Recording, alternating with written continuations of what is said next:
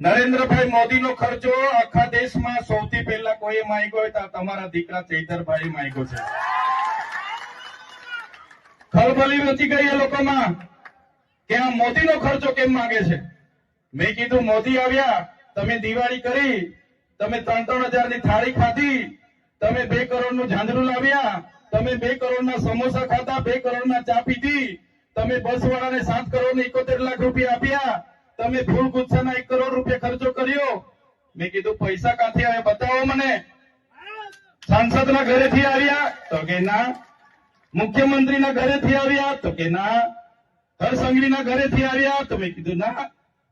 મેં કીધું પૈસા આવ્યા ક્યાંથી? એમણે કીધું આદિવાસી બજેટમાંથી અમે ખર્ચો પાડી દીધો છે.